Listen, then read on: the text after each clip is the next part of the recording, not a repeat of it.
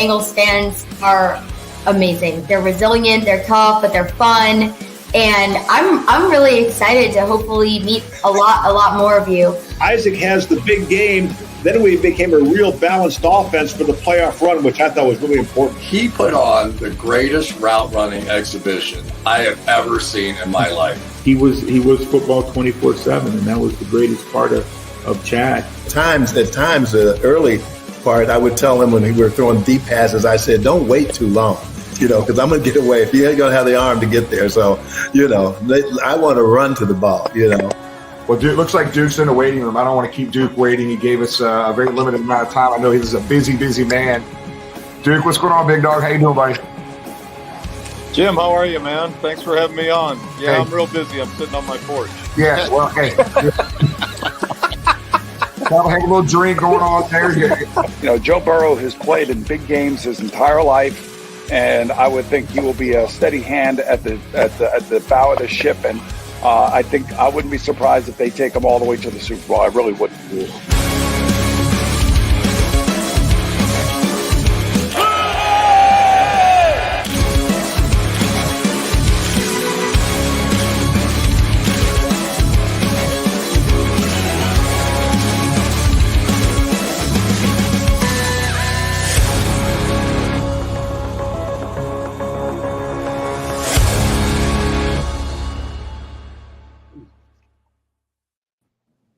Live from the Betfred Studios in Greater Cincinnati and Indianapolis, Indiana. It's Bengal Jim and Friends, brought to you by Gold Star Chili with our special guests, Ben Baby and Dave Slivey. And without further ado, here's Jimmy. What's going on? Hey, Tom, who the hell is this in the upper right-hand corner of my screen? What's his name? That's a weary traveler, but he's dressed very well, so I think we should have him on the show. Yeah, it's great to be back. It is making my cameo appearance for the month of March, and look forward to our show tanight. All right, guys, we're going to get right into it. So it's just a reminder, Jamie, Tony, Mark, everybody else, this is our off season. So we'll have one or two of us on here as we go through free agency and the Bengals draft. But let's go and get right to it, man. We got Ben Baby from ESPN on, going to go through a lot of free agent activity here. So let's go ahead and pull on Ben now. Ben, what's going on, buddy? How you doing? Hey, good, Jim. Thanks for having me on. Hey, man, last time I saw you, I think where the hell were we? Tampa? I don't know. Where you were walking down the street with a beer. I had to help you to the Uber. I don't know. I don't know about all that. I feel like that's a wrong characterization. I believe I had a cigar in my hand. I believe that was what I had. I was listen. When you're in Ybor City, you got to partake. I do like me a good cigar from time to time. So I believe it was a cigar. If we're going to be accurate about this. No, that wasn't you, Ben. My bad. I forgot that was somebody else. Sorry about that.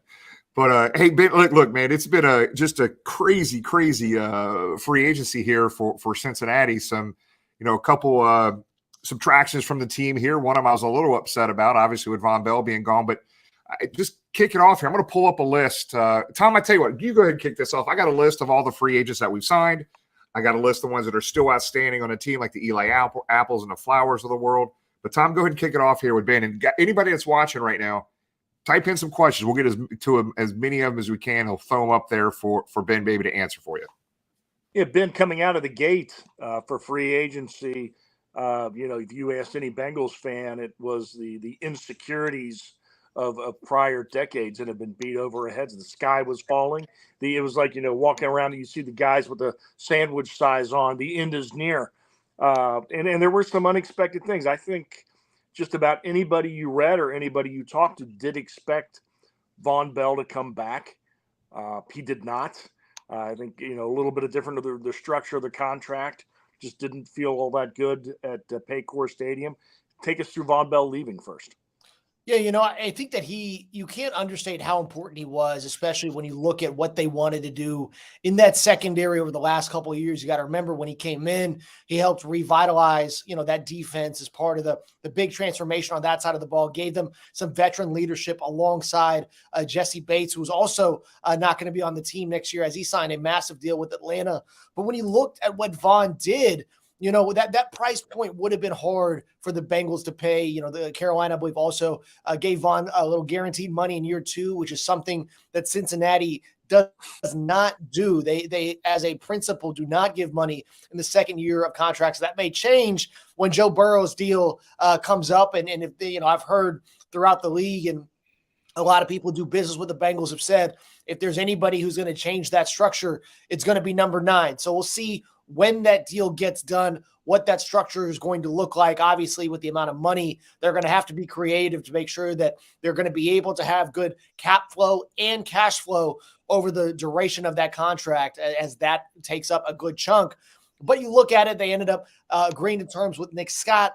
I think when you look at what he does, he is almost a like-for-like replacement for Von Bell. They got him at a much more discounted rate, and that makes sense because you think about it. Over the last couple of years, you talk about the playmakers on the offensive side of the ball, your Jamar Chases, your T. Higgins, and your Joe Burrows. All those guys are on rookie deals. That allowed the team to go out and spend a lot of money on the defensive side of the ball in free agency. Well, that is about to flip because, as we know, Burrow is up for an extension, T. Higgins up for an extension, and Jamar Chase will be up next year.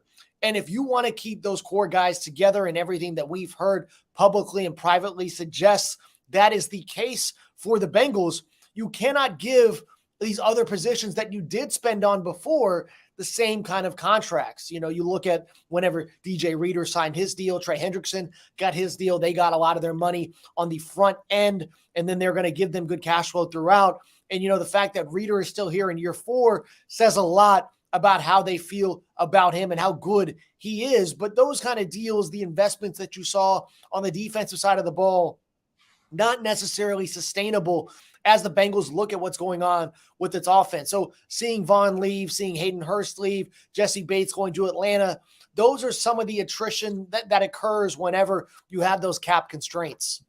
And a good team. Getting back to Nick Scott, one of the things when Von Bell came here, he was known as tough. He was known as a sure tackler. He was known as an in-the-box safety.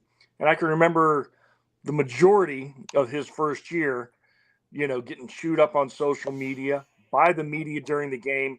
Man, this guy can't cover. This guy can't cover a bed. And then all of a sudden, the last 2 years, he was making big plays. A lot of that has to do with Luna Anarumo's coaching. Can you get into that? I mean, and with Nick Scott, we seem to be hearing maybe he's a little smaller, but a lot more athletic. Maybe but he makes up for it in toughness and a sure tackler. Maybe a weakness might be coverage. Should we see some of that Anarumo magic again with him, with our new number 3? Yeah, that's an interesting concept. I think that Vaughn, I would agree with that as he got, as he progressed with the Bengals, I think that he was better in coverage. We saw him make some plays. You want him to be able to match up with some of those tight ends, some of those guys on the inside, and then when he has, when they play those cover 2 looks to be able to take half of the field. And I thought Vaughn did a good job of that. With Nick Scott, I looked at his heat maps according to NFL Next Gen Stats, and the Rams last year primarily played him on the right side of the defense, shaded him closer to the box. He did, play up top as you have to do in those 2 high looks. But, I'm curious to see what happens with him. Historically, I think the big X factor here, we talk about Nick Scott, but the guy that really we need to talk about is Dax Hill. And here's why. The Bengals, when they had Jesse Bates, because of how athletic Bates is, how fast he is, how much range he covers, that gives you so much freedom because you have that guy at the top of your defense. And when he takes up so much space, you can be creative with the other 10 guys underneath as Dax continues to develop. And you got to remember, he wasn't playing free safety for really the back half of the year. He was playing quarterback. And, he was still, he talked about how he didn't really have, it was, I wouldn't say unsettling, but I think that he probably would have preferred to have a more surefire position on a weekly basis and know what was going to be expected of him. Now that he's going to get a full offseason to prepare as the free safety, that's what it appears he will play. What is that progression going to look like? What is that maturation going to look like? And then once Anarumo can decide how well Dax is able to play, maybe in those single high looks, that may decide what he ends up doing with Nick Scott. But as you mentioned, a guy who is in the box, can be a short tackler. You have to be those things because yards after catch are a massive detriment. And the Bengals have really, I think the progression under Anarumo, you go back and look at that 19 team and that 20 team, and the amount of bad tackling that we saw, they really shored that up. And sometimes winning football is as simple as getting a guy to the ground. Yeah, interesting. So we're going to talk about Orlando Brown here in a minute, but let's talk about some of the guys right here, Ben, that, there's still some guys that we probably need to get under contract. What are you hearing about, specifically Eli Apple and Trey Flowers? Yeah, those guys are going to be interesting. I think this week you'll start to see some movement on them. And Eli, we had the same discussion last year when you looked at, what the options were for him, and he decided to come back on a 1-year deal again. For him to come back on a 1-year, depending on what the market looks like, if there isn't a big market for him, that may end up that may be a deciding factor if the Bengals do bring him back, if it's cost efficient, because you think about it, if Eli does come back, it's with the knowledge that he likely will not be the starter. He's going to be a backup. Last year, even though they drafted Cam Taylor-Britt in the second round, Eli Apple still was the starter for at least a little bit, was able to put that on tape. This year, especially with how well Cam Taylor-Britt closed 2022, you have to imagine you're going to see Chidobe Awuzie if his progression from that ACL injury continues to go well. And alongside Cam Taylor-Britt, that leaves Eli as your backup corner. And then you have to ask the question, well, how much are we going to pay for a third cornerback, especially when, in those dime packages, would we rather maybe potentially pay up a little bit more for Trey Flowers or a guy like Trey Flowers to come in on those dime packages, or would you rather have that reserve cornerback? And they do have a guy in Allen George who played well at times. He's somebody who could slot in as a third cornerback on a cheaper option. He's a guy that I thought was really impressive throughout training camp last year. And he's someone that the Bengals did like. They've kept him around, and I'm curious to see what he looks like. So, I think that's a part of that equation as well, because you do not, like I said earlier, you just don't have the money you used to. But with Eli, I think that's going to be the consideration. I think this is going to be his chance. If he's going to get maybe 1 or 2 more deals in the NFL, he's got to be able to show that he can be a starting cornerback, and that may be the deciding factor in this. Got it. Ben, we appreciate you joining us. A lot of viewer questions, as we always say. This show's by the fans, for the fans, and a lot of tight end talk. Hayden Hurst was a fan favorite last year. A lot of Bengals fans, including us on the show, would have loved to see him back. Obviously, he got a handsome payday to go to Carolina. Mike Gesicki's name was thrown around. I believe he went to New England. Joe Burrow's former teammate, Foster Moreau, was in town. I didn't realize not only did he go to LSU, but as a New Orleans native, went down to the Bayous talking with the Saints. What do you see us doing? Bringing in that veteran along with a combination of an early draft pick. What's your thoughts on the tight end situation for the Bengals? Yeah, I think the big chatter about this, this offseason is that the tight end class is very good in this draft class, and we'll see how they end up developing. I think James Casey should get a lot of credit. I think he's one of the more underrated assistants on this staff. When you look at the development of guys, like Drew Sample, like Mitchell Wilcox, what CJ Uzama and Hayden Hurst were able to do here, I think it's impressive. If you talk to James Casey for 5 minutes, that's going to turn into a 20-minute conversation about what it's like to play tight end. I mean, that guy eats, sleeps, breathes everything about what a tight end needs to be doing. And they have such a complex task. If you watch the Bengals, you see that these tight ends are sometimes asked to go one-on-one against an edge rusher. They have to be able to go run routes. They've got to be good in run blocking and pass blocking. And, that's kind of the rub, is that sometimes you see a lot of guys who are really good in the passing game, but not good in blocking schemes. And then vice versa, you have guys who are really good blockers and not good in pass protection. Will they end up bringing back a combination of, Drew Sample, Mitchell Wilcox, and maybe going and getting a cheaper veteran option? Do they feel like they have Sample or Wilcox who can slide in and be a starter should that need to be the case? I think that remains to be seen. Do they take a tight end in the first round or second round and see how that goes? I think those are all big questions. A lot of the Michael Mayer is a guy that's been talked about a lot, a local kid from Covcath. And I think that the one question about him is that you just don't necessarily see a lot of the burst and the speed that you might like ideally at that spot, but he does so many things well. He is a very meat and potatoes tight end, a guy that you can come in and you can ask, and he'll do a lot of things well. And there are other options that are going to be available throughout the draft. But, when you look at the Bengals offense, you have two guys. I mean, the tough thing for a tight end to come here and also to play here for a while is that you aren't necessarily always going to get a lot of looks. And that's one of the things about this offense, because you have Jamar Chase, you have T. Higgins. For the time being, you have Tyler Boyd. That leaves your tight end sometimes as your fourth option. And how many targets are you going to get, even in an offense that likes to throw it around a lot?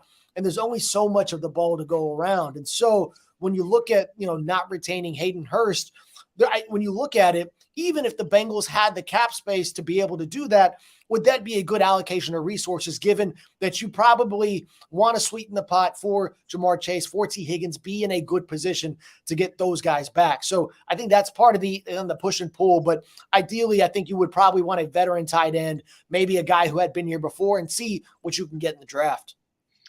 Thank you on that. It will be interesting with the Washington kid out of Georgia with the size, Mayer, and several others there. So plenty of options available with that end of the first round pick for the Bengals.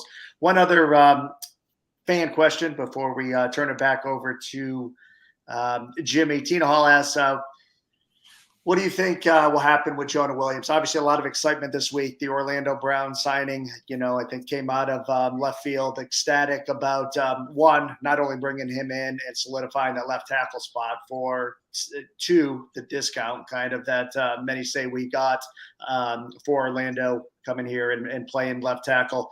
Right after that was announced, we heard Jonah's feelings. What's your thoughts on that situation? Will Jonah be around here in another 30 days, or will he be on another team? Yeah, that's an interesting question. I think the tricky part about this is that fifth-year option, the amount of money that's going to be, tied to that. I believe it's around $12 million, and the Bengals picked that up.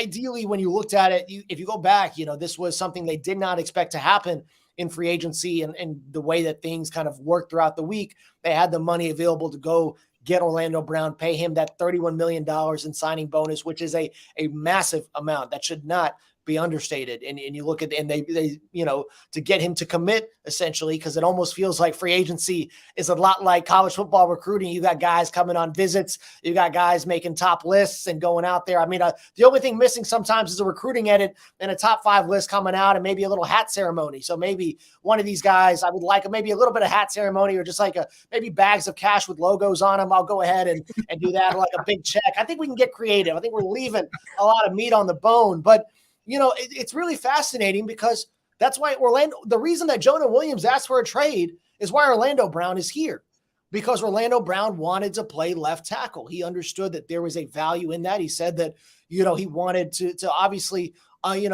accomplish something that his dad felt like he never really got to, and that's getting the respect that he should have gotten, because he played right tackle. And when they're on the left side, you're, most of the time matched up against the opposing team's best edge rusher. And for Jonah Williams, going into a contract year, going to right tackle is going to significantly hurt his value moving forward. And he's obviously going to want a second contract. He's going to want, the kind of money that Orlando Brown is going to command, or whatever a good second contract looks like. So it's hard to fault Jonah. And, I think the Bengals had to understand that this might have happened. And it's funny, even internally, there were some conversations about, we asked, Frank Pollock and Brian Callahan and Zach at the combine, about the possibility that Jonah could move from the left to the right side. And even Pollock, suggested that, yeah, Jonah might do it because he's a team first guy, but that would be tough. And despite all the bluster about it, that is not an easy transition either. It's almost like, to use a combat sports reference, it's almost like going from an orthodox position to a southpaw position, because now you, instead of going left foot, you're on your left side and you're moving that way, you're on the right side. That is not an easy thing to do. Not everybody can be ambidextrous and to ask him to pick it up in a short amount of time, I mean, that is a big risk. So I understand why that's the case. We'll see what happens with Cody Ford. He's a guy that has a lot of potential. We've seen that the reason he's still, in the league right now. And I think that right tackle position is going to be in flux, but this Jonah Williams situation is up in the air, and it's, it could be the case of the Bengals trying to find what they can get back if Jonah decides he doesn't want to play in Cincinnati. Yeah. Ben, I know we just got you for one more minute here. I gotta ask you, just, what was your take, the surprise, if it was a surprise to you, on the signing of Orlando Brown? I know for us it was, but I just wanted to get your feedback on that. Yeah, that's not the kind of deal you see that late in the week. I mean, you look at it, and when you saw the big money deal that the Bengals made last year, they made it a point that the second the negotiating window opened, our Adam Schefter reported that Alex Cappa was coming to the Bengals. I believe it was at the stroke of 12, as soon as that window opened. This year, we saw them, we heard talk to Frank Pollock earlier in the week, and we heard Zach Taylor, and just it all kind of came together late. So that was a big surprise. And I think we'll write about this on ESPN.com this week. It signals to me, based on what they've said publicly about the receivers, what they've done to the offensive line, this franchise is continuing to go all in on Joe Burrow. And to be honest, if the Bengals want to get over the hump and win that championship, win that Lombardi trophy, they're going to have to do it with number 9. And if we're being honest, one of the big reasons the Bengals have not won that Super Bowl is the pass protection in the AFC Championship game last season and in the Super Bowl in 2021.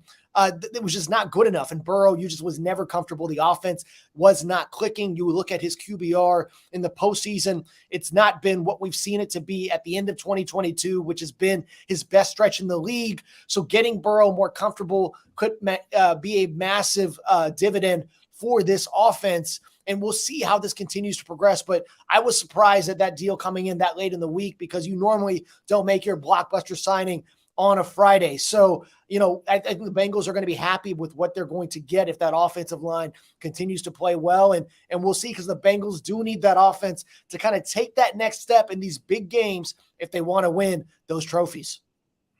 Well, Ben, look, man, we appreciate your time, buddy. We've got a couple quick things for you before you get off here. I know you got to get, but our buddy Mark is asking a soccer question here. I think he's messing with you a little bit. What's only team in London with a European Cup? Do you know who that is? I'm not sure. I have a hunch that if someone's trolling me, it's probably going to be a Spurs question. But given the fact that their manager just went on a 10-minute tirade about how the front office is bad before he's getting fired, I don't think any Spurs fans need to be slandering me. If you're a London fan, it's going to be tough for you to watch Arsenal win the league this year. So you just got to deal with it. You've got another couple months to process before we hold the trophy. But it is what it is. And if you're ever at the pitch on some game days, the Cincinnati Gooners Club is really strong. It's been a lot of fun. So if you're interested, come out and join. And it's a good atmosphere. Damn it. I knew it. I thought that'd be your response. Lighten him up. Hey, Ben, brother, we appreciate it, man. Tell everybody where they can find you, man, on social media. Where you at? Where can they find you, man? Yeah, I'm transitioning off of Twitter. I'm not on it as much as I used to be. So I'm trying to do more on Instagram. It's at BBaby41. Still on Twitter at Ben_baby. We'll figure out how that platform goes. It seems like that changes week to week. But, I think the best way to find me at ESPN.com. Make sure you have that Bengals team page personalized on the ESPN app. And it should be a very interesting offseason as the Bengals still try to find out what it's going to take for them to get over that hump, because right now they're contenders and they want to be champions. And now everything they do is leading to that point. Yeah, Ben, we appreciate all the insight, man. Buddy, keep it up. We follow you pretty closely, man. Keep it up, man. We appreciate everything. Hey, thank y'all for having me. It's always fun. And next time we'll have to have a cigar together next time I see you. Okay, absolutely, buddy. Thanks, absolutely. I'm buying. Thanks, Ben. See you, buddy. Thanks, Ben. Take care. I wonder if Ben understands that he'd have to have that cigar with James. Yeah. Him and some media folks are walking around Ybor City, so it was having some fun messing with him. So Ben's got some good insight here. I didn't want to bring up. I know him and did you see Marvin Lewis responded to one of his posts today on social media? So. I don't want to bring that up. That's great. Does a great job for ESPN. It's been a while since we've had him on, so it's great to see Ben back on here with us, and we appreciate him taking time out of his day to join us. Guest number 2, Jimmy. Well, Tom, I tell you what. Before we bring David on, Dave Sliby, talk about these uniforms a little bit. I'm going to pop up some pictures and stuff. 1997, the Bengals made some slight tweaks and changes. I'll pop some pictures up here, but go ahead and talk through some of those changes as I pop up pictures here. And then we'll bring Dave on and explain, share just a very unique story that I think very few people in Bengals Nation know and have ever heard before. Yeah, they went from the Super Bowl 23 era stripes to the uniform you're seeing now with the jumping tiger on the sleeves, a little more bolder, bigger type stripe, and with the orange on the sleeve. So it was a very, very big deal at the time because of how the stripes had identified the Bengals. But that was the, as we just saw, the Corey Dillon and the Boomer Esiason year. Corey came on, took the league by storm, and Boomer came in to replace Jeff Blake as our quarterback and was maybe the best 6 weeks of his career to end the year that year. Had it happened a few weeks earlier and the Bengals had another couple wins, they'd have been in the playoffs and they might have been a team to be reckoned with. But so it's funny, it's during that 97 to what year was that again? I'm sorry, 97 to 2003 when they added the Leaping Tiger logo. It was during a very bad era of Cincinnati Bengals football, and there wasn't a whole lot of attention on that Leaping Tiger logo by fans. It was just more fans really upset about how bad the team was at the end of the day. Today, fast forward all these years, it has to be the number one most popular logo amongst fans. I had to wear the hat from Cook's Sporting Goods. Thank you, Greg and Chris and all the guys down at Cook's. But this Leaping Bengal Tiger logo that was simply put on those sleeves, stitched on, also at Paul Brown Stadium at the time. I think it was on the 50-yard line, right, Tom? It was on the field as well. So we're going to bring on Dave Slibey. Dave Slibey worked for the Bengals, director of event marketing from 1987 to 1999. Dave was involved in this conversation with Mike Brown and NFL Properties about that Leaping Tiger logo. So let's bring on Dave Slibey. I'm telling you guys, you're going to love hearing this story. Dave, welcome to the show, buddy. How you doing? Hey, guys. Thanks for having me. Hey, Slibey. Good, man. Good. So, Dave, just walk us through. You've seen what we just showed, some of those pictures, and I think this is the picture will pop up now because I think this is the Jonathan Ruffin picture of that Leaping Bengal Tiger photo being presented to Paul Brown at the time. But tell us your story, how that Bengal Leaping Tiger got on the uniforms in 1997. Well, I think that the catalyst behind all of that was really Katie Blackburn wanting us to explore possibilities of what changes we want to make. And I was in touch with a lot of the people in New York at NFL league office and NFL Properties in particular. And they had a team that was in charge of helping teams redesign the logo. And they put a lot of effort into coming up with sketches and color schemes and just all the different things that you would think a major corporation would put into their logo and brand guidelines and those kind of things. So they came into Cincinnati. They sat down with Mike Brown, and they had all of this material that they had prepared and were very proud of and presented to him on why a certain look and a certain design would be appropriate. And it didn't take it very, very long in the meeting where Mike basically just said, that's not what I have in mind. That's not what I want. I want this. And he pointed to the picture on his wall, which was that picture of the wildlife rendering of the Leaping Tiger, which was in his father's office, in Paul Brown's office, from the time that I can remember at Riverfront Stadium. And so that's what really generated the next logo at that time. And the way it was designed and presented was based on Mike's desire. Mike had a grasp on what was important to the fans, what he wanted to see, and he wanted to keep the legacy of what he thought his father would want to have done in presenting this new logo. So basically, Dave, so the NFL Properties did their due diligence and graphs and charts and pretty pictures and all this other stuff of what they wanted to do, right? And they were in there, and Mike was being very polite to him, it sounded like, and just said simply, just pointed right behind him, "I want that Leaping Tiger logo." What was NFL Properties' reaction when Mike did that? I don't know that their reaction at that moment was anything abrasive or anything. I think they were surprised. The comments that I got back to me after the meeting was that they were shocked, that they were belittled by the fact that, we'd done all this great work and it was all for naught.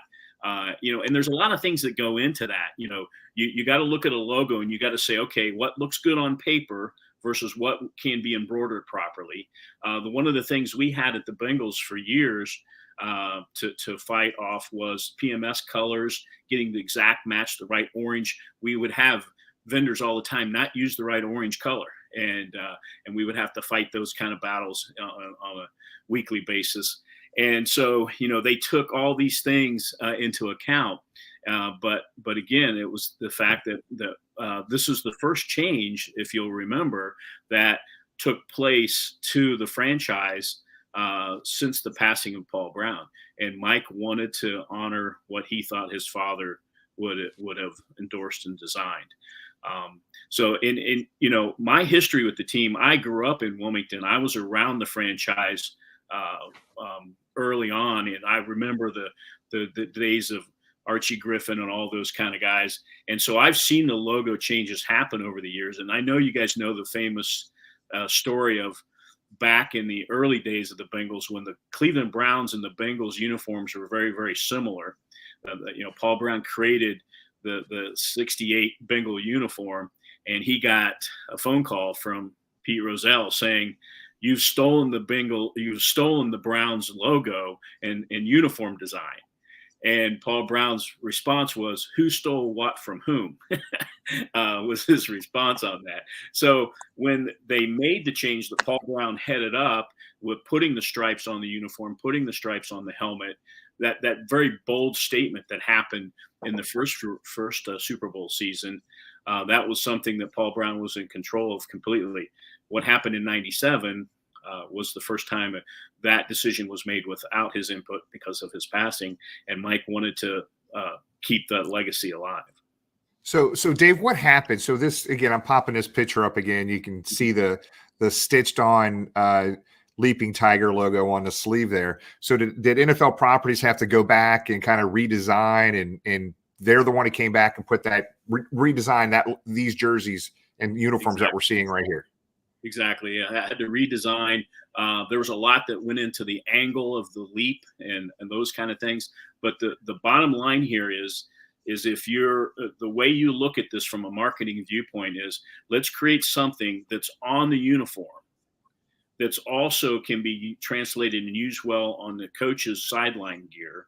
And then it can also be available at retail for the fan base to purchase. And if you can get that continuity through all those three channels, then the fans will respond, and they will buy that merchandise to represent the franchise. So that was a kind of a key component to it all. Very cool. Tom, James? Yeah, Dave, here's one of our frequent listeners. Jennifer has this comment. Love to see Burrow with a Leaping Tiger. Well, Jennifer, it's your lucky night. I just happened to be at Cook's last August and was looking at the retro jerseys. Jimmy was there, and this is what I had made, which I believe is the replica. You can see the numbers up on the shoulders, the Leaping Tiger. I think that might have been the last two Leaping Tigers that Cook's had. I don't know if they've got any in ever since, but that's what it would look like. Who knows if we'll ever see Joe in one of those. Actually, maybe he can borrow it and we can snap a picture. But it is pretty cool thinking of our modern day QB with that jersey on. That's cool looking. I like that. But Dave, Tom? Part of that piece from the Leaping Tiger was the sort of evolved from that logo, but the next logo or alternate logo was the tiger face, the tiger head growling, and that is just simply the face off that tiger enlarged, isn't it? Yeah, it's we call it the open mouth tiger head, and it had a look to it. I mean, you're looking into the eyes of that, and it really it translated well. What was kind of funny about that was Katie also gave us permission to redesign the mascot, and so we went through the whole process again with designing the mascot, and the first renderings based on the open mouth tiger came back, and it was too grimacing of a look for kids. It did not translate well, and so we had to tone that down a little bit and redesign that when we actually came out and introduced the new mascot back in the day. That's well, cool. they're all good. None of them are as good as the AFL running tiger, but Yeah, that's right. That's right. Yeah. I know that's a favorite. Jimmy was telling me that's his favorite. It is mine as well. And it just takes you back into those days. And what's funny is, you go back and you look at a lot of the decisions that were made back then. And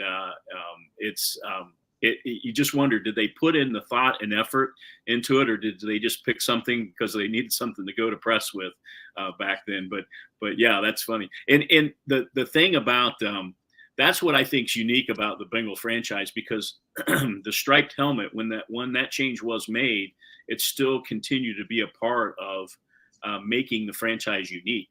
Was it last year when the white helmet came out? Was that? Yep, we debuted it on Thursday night. Yes, sir. Yep. This, Tim, I don't know if you have anything to add to this, Dave. This season marks the 20th anniversary of the B logo, making it the longest tenured primary logo in team history. B is outdated. Any thoughts? Do you have any dealings with the B logo, Dave, with your time with the Bengals? Yeah, I think it's a good logo. It's distinctive. It stood the test of time. Again, what you're looking for when you're creating the logo like that is something that's quickly identifiable to the league. The logo really is what represents the league in the mind of the consumer, the mind of the fan base.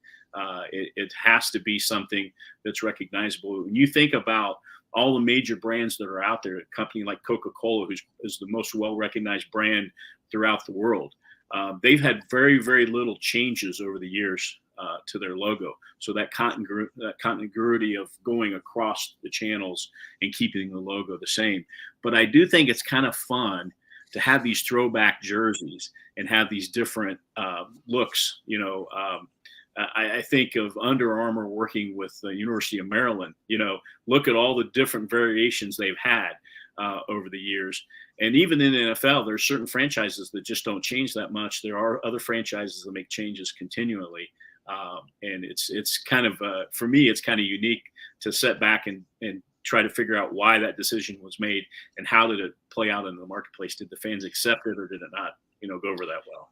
You brought up another interesting point, Dave, about, yes, we're going to come up with this logo, but how does that cross over into coaches' shirts, to merchandise? And that's another big portion of what we see here, whether it's an NFL team, NHL team, the third jerseys, the city design or something that the NBA uses. It's just a huge aspect now. And, how crazy Cincinnati Bengals fans went with that white helmet when we introduced that white alternate jersey. It's a big financial boom to the organization and to the NFL anytime they do something different. But it's interesting that you brought that back way back when that they were thinking about the other stuff around, the ancillary stuff, not just that one particular logo, but how would it affect other articles of clothing and merchandise and things like that.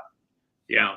Every team has a primary logo, and then they might have multiple secondary logos. But the key to it all is how does it translate into the consumer market and at retail? And can you get the fans to make that jump and make a purchase? The NFL, they have really been in the world of sports. They're at the forefront of this, and they have been since the 80s on licensed merchandise. Not just the revenue share plan, but just overall how they worked hand in hand with vendors and retailers to design and keep intact a fresh look that fans want to purchase. Interesting. Well, Dave, bro, it means a lot. I know we've Tom and I have shared this story between each other and James and our inner circle here multiple times. And Tom and I are like, man, wouldn't it be great if Dave felt comfortable coming on sharing this story too? Hearing it from you, you were there when it went down, but it means a lot. It's just unbelievable how popular that Leaping Tiger logo is, and it was that simple. Those guys busted their butt, put all this stuff together. Mike knew what we wanted as fans. That right behind him. So I love that story. I think it's a really cool story, and thanks for sharing that for our viewers today. Well, thank you guys. I appreciate what you guys do. It's so fun to hear about, relive the old days and hear some of the old players you bring on, but also the excitement around the franchise right now. This group of people, if they can keep this core group together and build for the future, it's a fun time to be a Bengals fan right now. Yes, sir. Sure. It's gonna be like this for a little while, Dave. Come on, we've earned this. I hear you. A football generation of this is coming. Right. Yep. Well, Dave, we appreciate it, man. Thanks again for sharing that story. That was awesome. Thank you. Appreciate it, guys. Take care, Dave. Thanks, Dave. Appreciate it. See you, buddy. See you. Our friend Chris brings up a nice point. On the New Jerseys, that Paul Brown signature is legendary. Just seeing it in that font and then adding that to the collar was a nice touch. We could probably do a whole segment on jerseys and merchandise and all that stuff because it's a big dollars, as Dave said, and I hate to think how much we spend on Bengals swag annually, all of us. Something from all that and Bengals swag. Conversation I had with Jeff Hobson a couple years ago. Going down to any sporting event, but particularly a Bengals game, it really stood out. Through the 70s and, of course, the late 70s, the Bengals struggled for a few years, known as the Homer Rice era.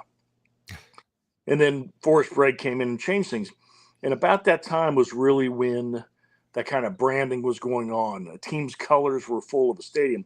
And you went to a Bengals game, great fans, very knowledgeable fans. Stadium was full. They loved football, but everybody was polite. And there would be 55,000 people coming to Riverfront Stadium looking like they just left a meeting with their accountant. They were all dressed like that and, formal overcoats and everything else. The 1981 Bengals came in the era of Who Day started.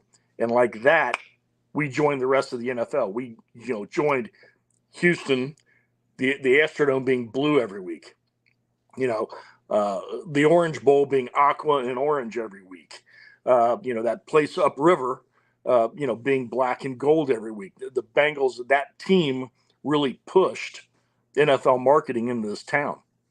And really, you look at us now, everybody else is trying to be us. You went from a stoic late 70s, 1980s stoic crowd to Bengal mania, face painting and orange and black wigs and everybody wearing orange and black. You're right, Tom. That's an awesome story.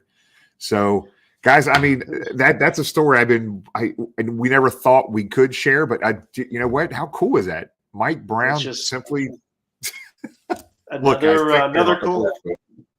another cool story that was shared on here. I mean, there's just been so many over the years, and to hear that straight from somebody that was sitting there while that whole thing went down was cool. I don't know. I wasn't on last week, and if you mentioned it, I'm sorry, but we saw Mon in the chat here. Mon had a bike accident a couple weeks ago, and glad to hear he's rebounding and on the mend. So, Mon, thanks for joining us, and speedy recovery, buddy. We're thinking about you, and as always, if you need anything, let us know, my friend. Yeah, good. He's a good dude. Good dude. Real quick. Go ahead, Jimmy. Sorry, Tom. Real quick, there's been a little bit more details we've given on that Jungle to the Hall. June 10th, we've got the entire banks locked up for everybody. We're going to have 20 plus former players in attendance. We got a lot of details still to work through right now, so stay tuned. We have some discussions we have to have internally on how we're going to roll this out, but it's Saturday, June 10th. It looks like we're targeting at 1 to 4 o'clock for Jungle to the Hall 3. It will be the biggest Jungle to the Hall we've ever had. So it's going to be a lot of fun. We're working through some details now, so we will stay tuned for more information on that. My bad, Tom. Go ahead. No, but just how we went through the last week. I was wondering how you guys were. I mean, there was a a posting on Twitter today that Kings Island's putting in a new roller coaster, and it's called Bengal Fan Emotions the first week of free agency. That first day, I think we all get a jolt of incredible optimism and shock. I know we Jimmy, you and I had talked to people off air, and we knew Jesse Bates was gone, but essentially, the U-Haul was in front of Jermaine Pratt's place too, and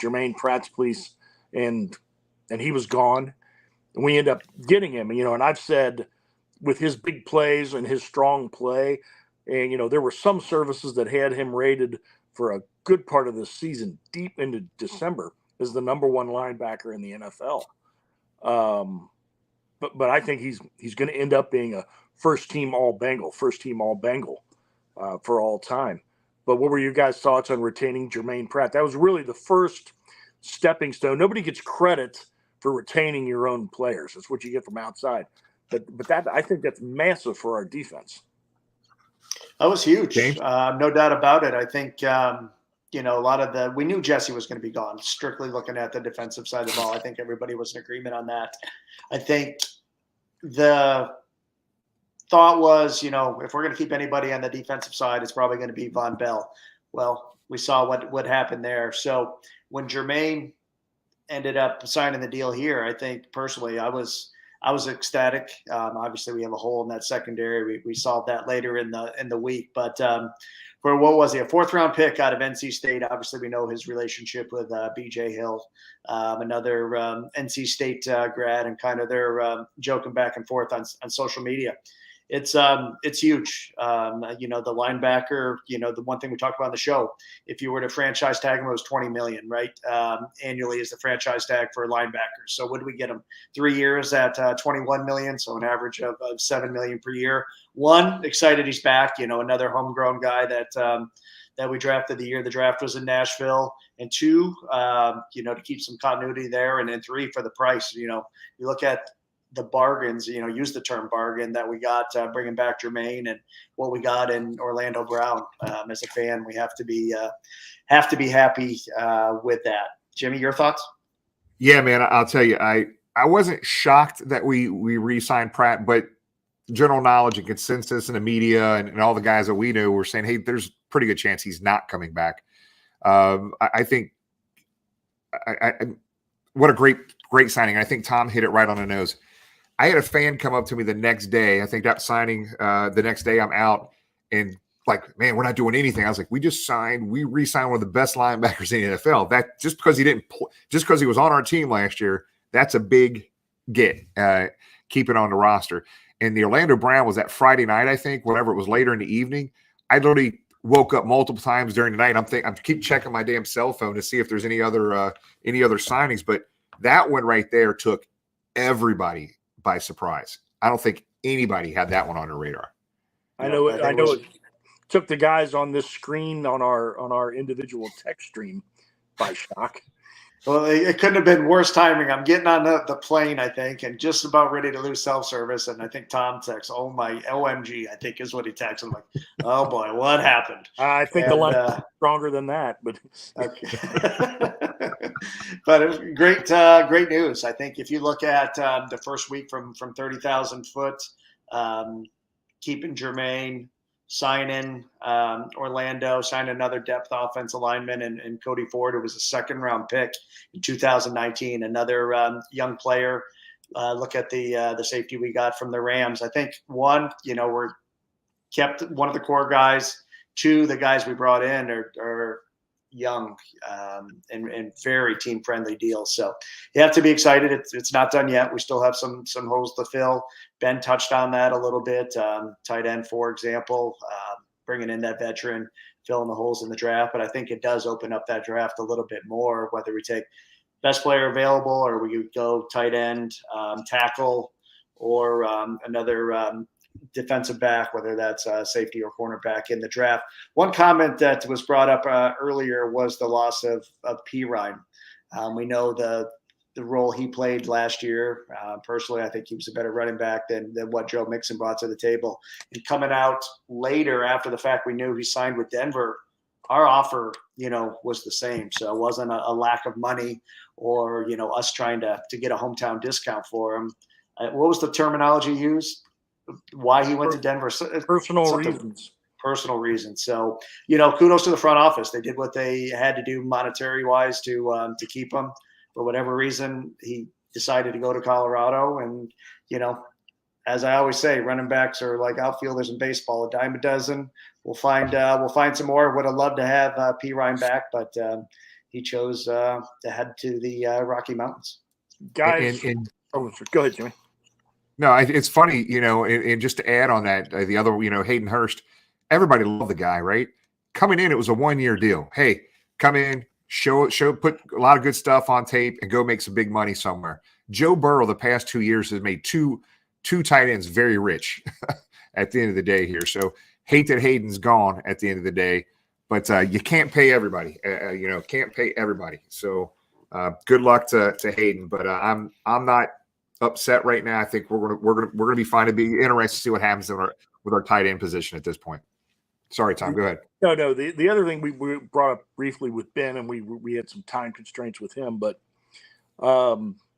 as great as it is to have Orlando Brown Jr., right away we get the problem, with moving guys around and guys wanting to be. And I do understand Jonah's emotions there. He's the left tackle. For better or for worse, he's given maximum effort, as the phrase goes. He's played tough, played through injuries. He's played through some pretty significant injuries, and always been there. And I understand the stigma with being the left tackle, with protecting the blind side on the team. But all 5 positions are important.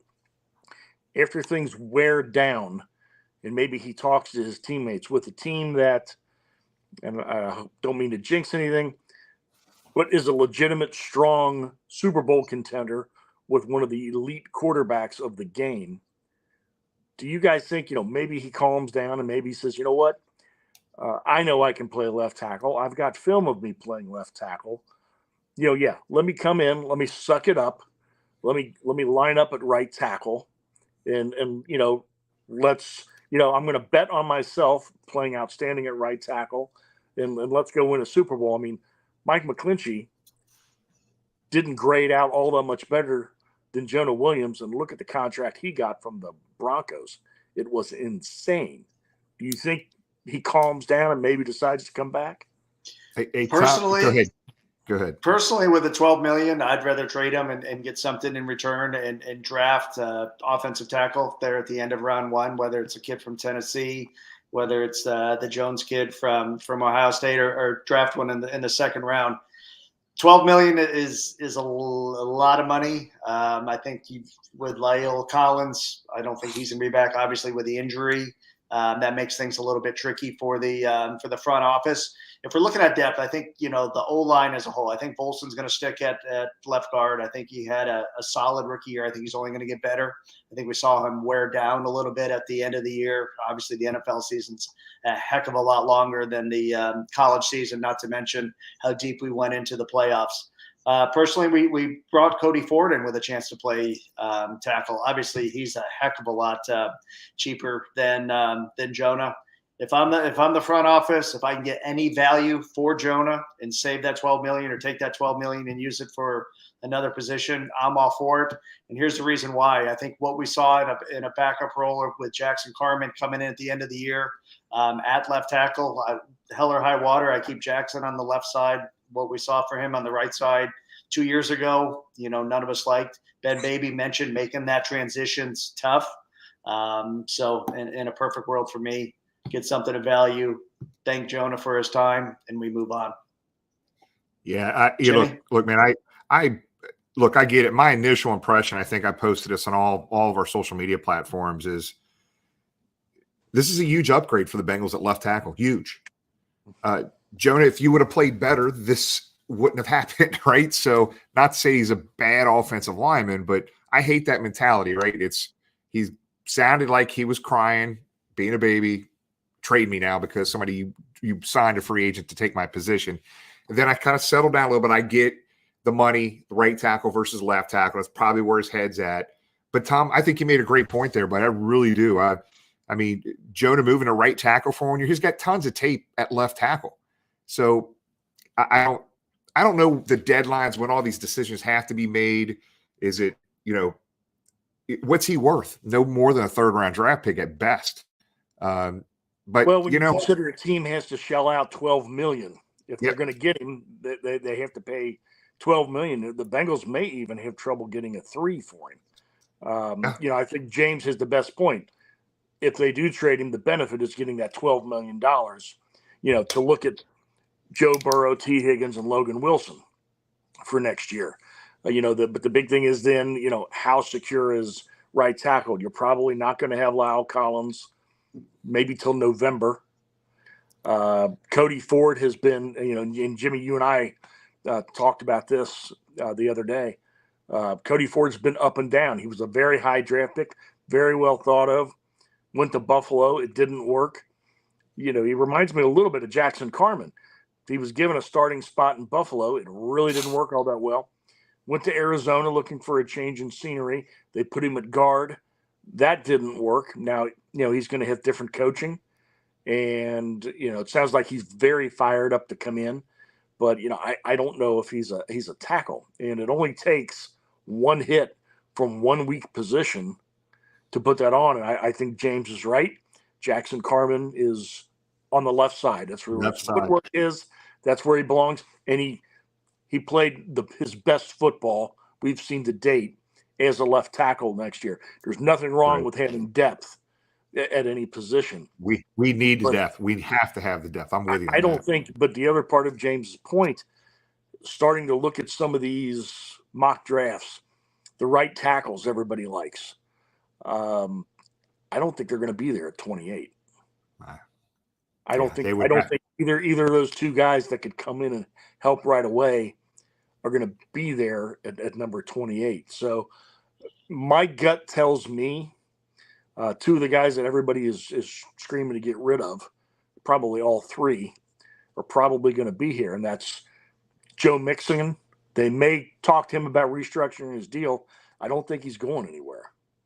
And now Jonah, I think they let him calm down. I think Zach talks to him. I think Frank Pollock talks to him. I think Brian Callahan talks to him. And I'll bet Joe Burrow talks to him. And, he may come back and see what he can do on that right side because he hasn't been a world beater at left tackle. And, I'm tired of seeing every time we play the Browns, Myles Garrett slaughtering Joe Burrow. So, hopefully that's over. But like I said, Jonah's a tough guy. He's 100% guy. He is talented, but I don't know if he's a Super Bowl left tackle. We've got a Super Bowl winning quarterback. I don't know if Jonah's a Super Bowl winning left tackle. God love him. But, like Jimmy said, we've upgraded the left tackle. Let's get all 5 positions upgraded with depth. So when there is the inevitable injury during the year, the sky is not falling and we're panicked. Right. Right. So there's a good chance, it'll if he goes, the upside is we get $12 million and maybe another fairly good pick. If he stays, hopefully we've got a talented first rounder that can plug in a right tackle looking to show the NFL that he is worth $12 million a year. Yep. I'm with you. James, you're on mute, buddy. Tom, before you pass the mic over, can you answer Augie's question on whose jersey you're rocking tonight? There's a Bruce Reimers jersey. God love, one of the toughest Bengals of all time. There you go. All right, let's kick it. 2-minute warning. Man, I miss my buddies from Toledo. Holy Toledo. Chuck from Toledo. He's out of control. He's a mess. He's like that all the time too, James. Go ahead, Tom. Get it started, man. No, big week. Finally, we've got pretty much, what would you say, 80% of Jungle to the Hall set in there, just waiting for some things to firm up. We got a date and time set. That's a location. Other than that, we've got a lot of details to work through. we've got some other good things to announce. It's going to be a fun day. It'll be a day to celebrate the franchise, but mainly celebrate those Bengals legends that should be in Canton and have not been. The Ken Andersons, the Willie Andersons, and also to celebrate Ken Riley finally getting in. So the free agency roller coaster keeps going. Next year the Bengals ought to do that. They ought to have Kings Island sponsor free agency week. The first 10 days of free agency. But like we talked about with Ben, keep an eye on Eli Apple. Keep an eye on Trey Flowers.